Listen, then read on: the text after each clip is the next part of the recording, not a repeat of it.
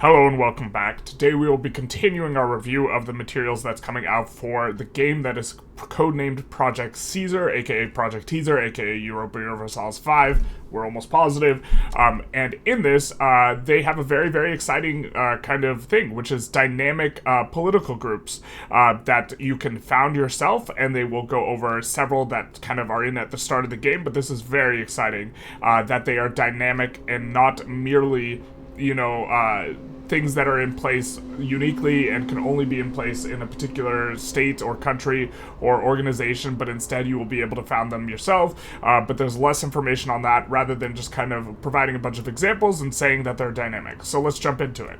Welcome to another Tinto Talks, where we delve into the details of the most top secret project ever made. He, of course, is mocking us because we all know that it's Europa Universalis 5, and he's mocking the situation where he knows it's Europa Universalis 5, we know it's Europa Universalis 5, but we're not allowed to say it, and he's not allowed to say it, so that's why we call it Project Teaser. Also, where's our Happy Wednesday? Terrible. This week, we will talk about something that is rather new to our grand strategy games, and that is the concept of international organizations. And this may sound like an anachronistic term, but when you read further into the Tinto Talks, you'll go, but this has probably been in previous games. Yes, we did have some hard-coded systems in previous games, like the Holy Roman Empire. Again, if he's referring to previous games, meaning previous games in this genre, then he of course is talking about Europa Universalis, but also he refers to early in the paragraph all grand strategy games, so I don't think he's referring to the specific line of Europa Universalis. But what we have here in Project Teaser is a completely dynamic system, 100% scriptable and extendable for modders, which allows for many of these and with more flavor. Technically this is not in their grand strategy games, right? But I feel like Sphere of Influence allows for these kinds of things, and this is coming out way before Project Teaser will be.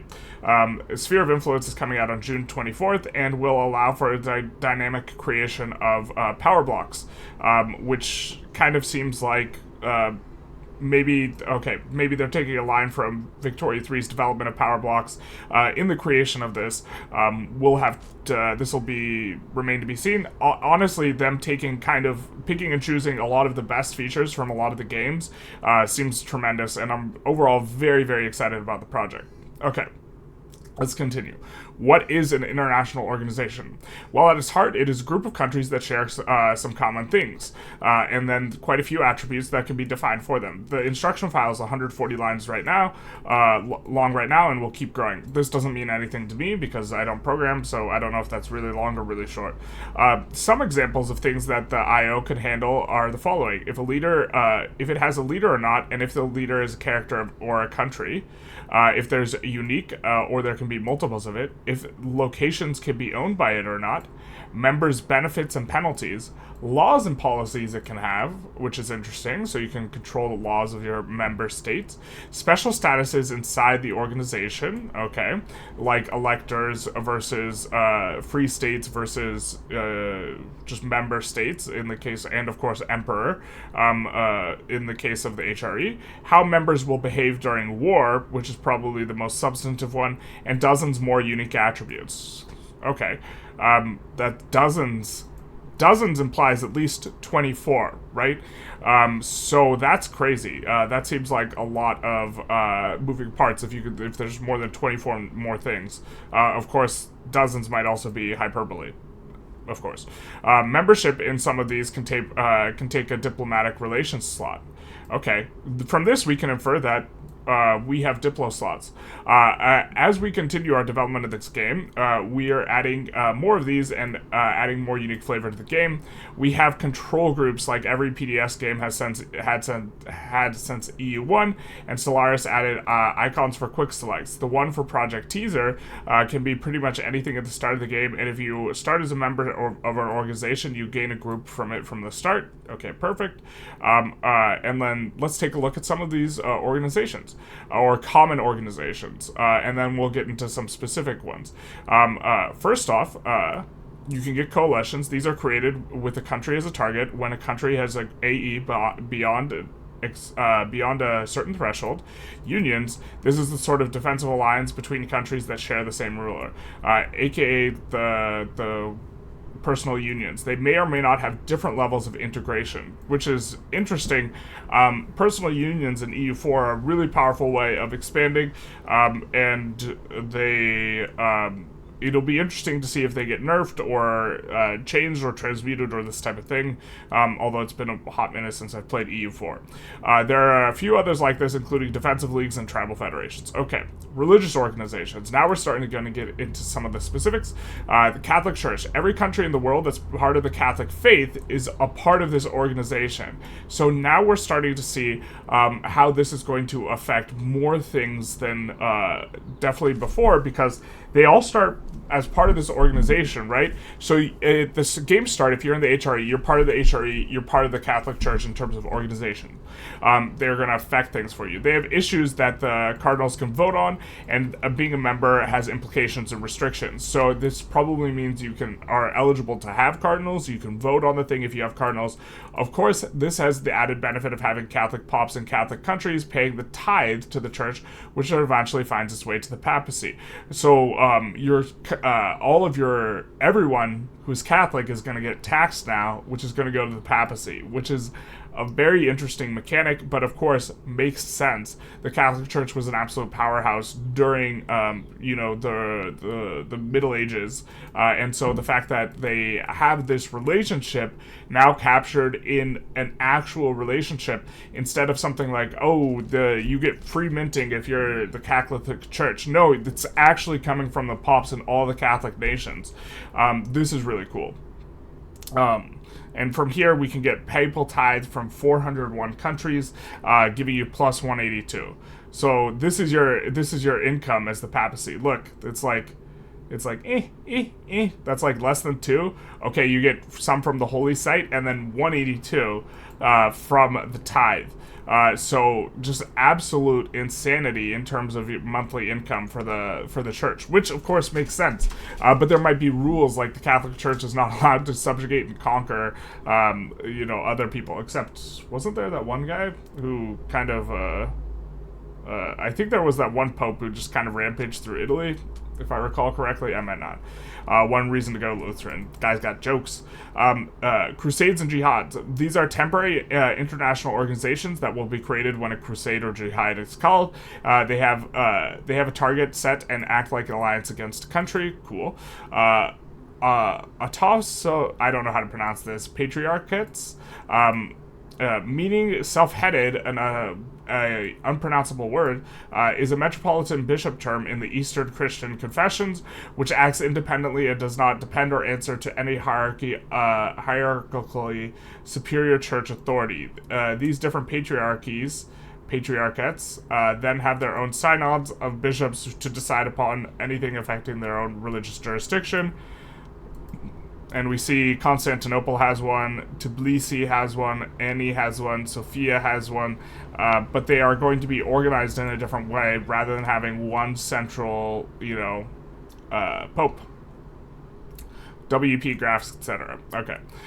There are many of these for Orthodox, Miaphysite, and other Eastern confessions. There are many more. Some religions have central organizations and others have fragmented ones, but this will be part of the international organizations. And I think that that's so cool that the papal tithe is going to go up and up and up as the countries get richer. It's not just some flat modifier, and this is a lot of money. It seems relative to the tax, but maybe it's not that much money. I mean, it seems like a lot of money to me. Yeah, W for the church, at least at the game start. There's also a fair amount of completely unique and flavorful organizations. So we see here Tartar Yoke. The Tartar Yoke consists of various principalities of Eastern Europe that are subject to Tartar rule following their invasion in the 13th century. The most prominent of these is awarded Grand Prince and is tasked with collecting tribute from other tributaries on behalf of the Golden Continent. That's not what this is. This is the teaser where they're like, comment in chat, what's this? And then it's the startings of Rus or Russia, right? That we see here. I'm not sure what it would be called. We also see like quite a bit of map here as well, in terms of organizations, or not organization, countries and stuff. More hints at the date, which we now know is 1337, but if we could pretend like we didn't know. The Middle Kingdom is the meaning China has considered has been considered the cultural center of East Asia since antiquity. This organization is led by the, hopefully I pronounced these right, the Huangdi Emperor, the Emperor of China, who has a number of fengchen, akin to vassals or tributaries that can be promoted to celestial governors, equivalent to the secretariats of the Yuan dynasty used in the administrative organization of their empire. Its members have a unique societal value, social credit score, synesthized versus unsynesthized, and there's a tribute system that determines how much celestial authority the Huangdi gets, which is then used to enforce laws and decrees. So we see every month the following transactions are made. We see the payers and the payees. So the Yuan dynasty, wait, they're getting paid, right? And then we see Champa, Da Viet, Goryeo, Dali, Hada, Grand Theocracy of Tibet, Tribe of Yehe, Tribe of Ula, Tribe of, I don't know how to pronounce that, Minor Tribe. Okay, so various tribes that are I mean, this says, am I misunderstanding payer and payee here? My understanding is that the payer is the one who pays, and then the payees is the one who received the payment, and I thought that they were collecting tribute rather than subsidizing. Okay. Fair enough. We'll figure that out later, I suppose. The tribe system is a system where the Huangdi sends gold, okay, to the other nations of the Middle Kingdom depending on their size. I thought that they were taking gold. Okay, well, I guess they're going to be sending gold from the Yuan dynasty here. The Yuan dynasty, notably not the Ming, which is the starting dynasty in Europa Universalis 4. But I don't know my dynasties that well. I assumed the Yuan was around in 1337 and not by the 1444 start date. Okay. And finally, we have the most recognizable and distinct one, the Holy Roman Empire. At least if you played Europa Universalis, I think that this is the most recognizable and distinct. The glory of the ancient Roman Empire lives in the memory of Europe, and that's the only place where it lives, you know what I mean? Charlemagne was crowned Roman Emperor, but it was not until the coronation of Otto the Great that the current Holy Roman Empire was born, once again recovering the ambitions of the revived, unified European Empire. This organization is, of course, led by an emperor, has different statuses for countries like secular or religious electors, secular princes, free cities, imperial prelates. It has laws that impact the organization of its members, the most important in the game being the Golden Bull, which it is a must to get approved in order to further develop the institutions of the empire. There are many others like in the game, like the Shogunate, the High Kinship of Ireland, and many more. The system is flexible to use. So this is really, really cool that they have a dynamic system, because it's going to be really nice for modding. But not only modding, the fact that you can RP, the creation of an organization, in theory, as far as I understand it, that's similar to the HRE. So, for example, if you wanted to create, like, a unification of, like, I don't even know, like, Balkan states and call it, like, the Holy Balkan Empire, you could do that, in theory, is my understanding, my reading of this, which, like, for RP opens up a ton of play patterns, and the creation of this grand diplomatic, organizations, and the fact that it's dynamic, to me is just hugely exciting. So that's the news we have for today. I hope you enjoyed, and if you like this video, feel free to like, comment, subscribe, and hit the notification bell. I always forget to include that one, but that one's actually probably low-key the most important. But anyway, other than that, have a happy Wednesday.